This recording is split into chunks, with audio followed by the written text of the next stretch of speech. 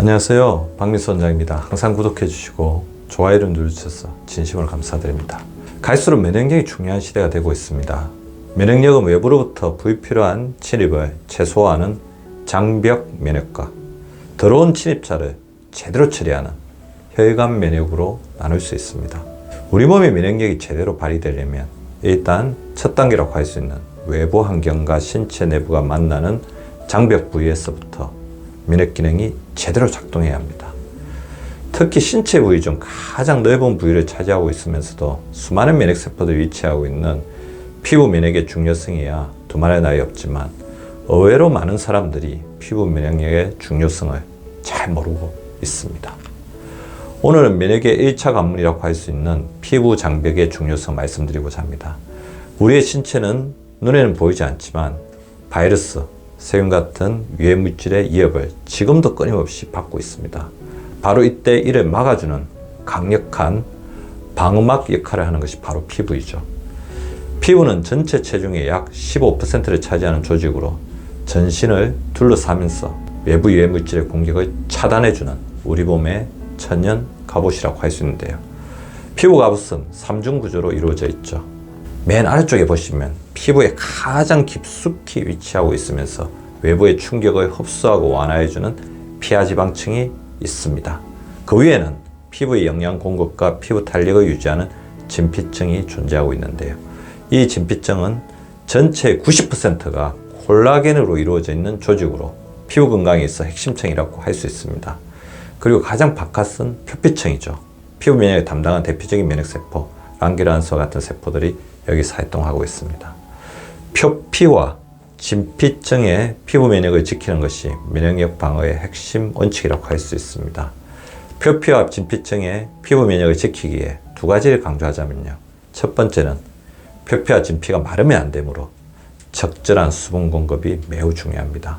수분 공급이 부족하게 되면 피부층이 마르고 특히 진피층의 수분 함유 능력이 떨어지게 되면 수분 소실이 더 많이 일어나게 되면서 우리 몸이 만성 탈수 상태가 됩니다. 따라서 피부와 우리 몸의 수분도는 뗄래야 뗄 수 없는 상관관계에 있다고 말씀드릴 수 있습니다.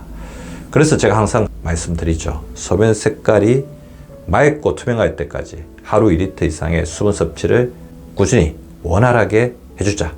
그래야 우리 몸이 만성 탈수로부터 방어가 되고 표피와 진피층의 건축까지도 막을 수 있다는 것입니다. 저는 일어나자마자 한 잔, 병원 가기 전에 한 잔, 병원 도착해서 한 잔, 오전에 한 잔, 오후에 한 잔, 퇴근하기 전에 한 잔, 집에 가서 한 잔, 그리고 9시경에 한 잔, 이렇게 총 8잔의 물을 마시는 것을 하루의 루틴으로 하고 규칙적으로 실천하려고 노력하고 있습니다. 두 번째는 피부 갑옷의 탄력을 좌우하는 핵심층이 진피인데요.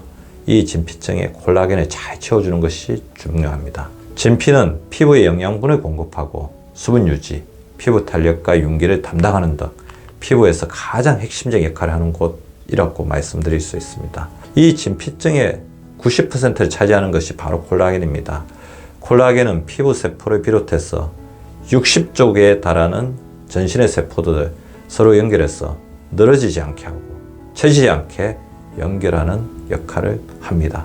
결국 콜라겐이야말로 피부 면역을 지키는 핵심적인 신체 성분이라고 할 수 있습니다. 문제는 나이가 들수록 콜라겐이 감소한다는 것입니다. 콜라겐은 20대부터 매년 1%씩 감소해서 40대는 20대에 비해 절반가량으로 줄어드는데요. 콜라겐은 여성 호르몬인 에스트로겐에 의해서 촉진되죠. 에스트로겐이 급격하게 감소되는 환경 이후 여성들은 피부 탄력이 떨어지고 주름이 많이 생기게 됩니다. 따라서 진피층에 콜라겐을 잘 채워주는 것이 중요하고요. 그래서 어떤 영양소가 콜라겐을 많이 담고 있을지, 어떤 음식을 먹어야 콜라겐이 많이 섭취가 될지 그런 부분에 대한 관심들을 많이 가지고 계시죠.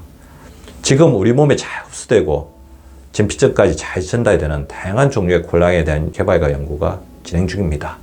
그렇다면 이토록 좋은 콜라겐을 바로 피부까지 전달하면 가장 좋은 방법이라고 할 수 있을 건데요. 그래서 그동안 많은 기술적인 시도들이 있었습니다. 콜라겐을 진피층에 잘 전달하기 위해 리포솜이 개발되었으나 잘 터지는 것이 문제였습니다. 이후에 리포솜을 개선한 새로운 전달체가 다수 개발되어 왔는데 여기서 또 문제가 있습니다. 콜라겐이 잘 당기지 않는다는 거죠.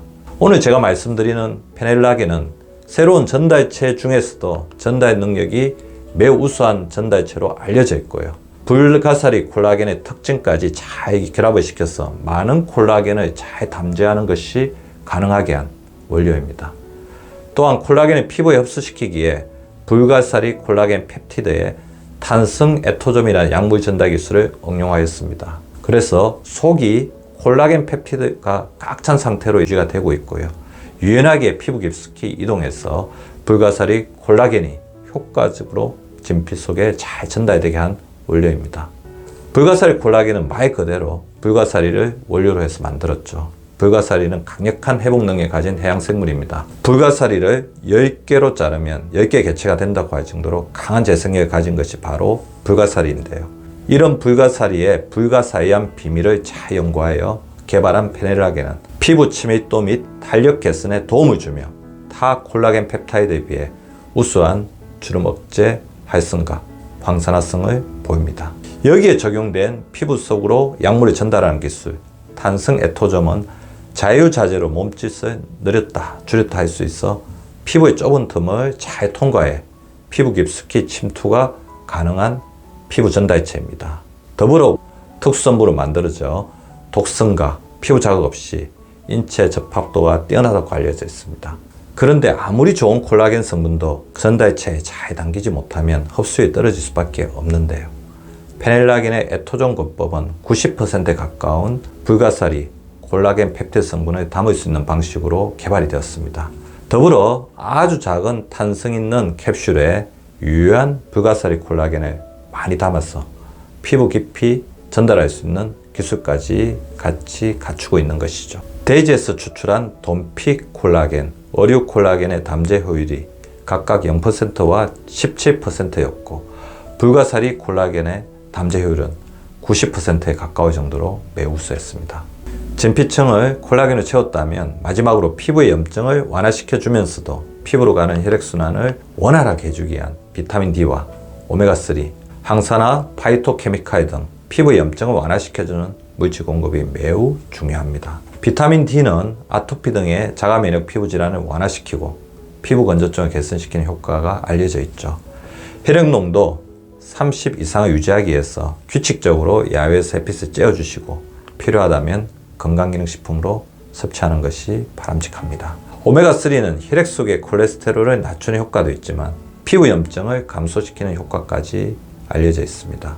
과일과 채소에 들어있는 항산화 영양소의 섭취도 매우 중요합니다. 피부를 노화시키는 활성산소를 방어하는 비타민 A, C, E와 셀레늄 등의 각종 미네랄, 혈액을 정화시키는 파이토케미칼을 색깔별로 다양하게 드시는 것이 좋습니다. 녹색에는 클로로필, 노란색에는 베타카로틴, 보라색에는 안토시아닌, 하얀색에는 케르세틴 등이 풍부하다는 사실을 잊지 마시기 바랍니다. 오늘은 면역갑옷, 피부 장벽의 중요성과 피부 장벽을 보호하는 다양한 방법에 대해서 알아보았습니다. 오늘의 강의가 우리 구독자분들이 우리 몸을 지켜주는 피부의 소중함을 깨닫는 시간이 되었으면 좋겠습니다. 유쾌한 하루, 건강한 하루 보내시기 바랍니다. 감사합니다.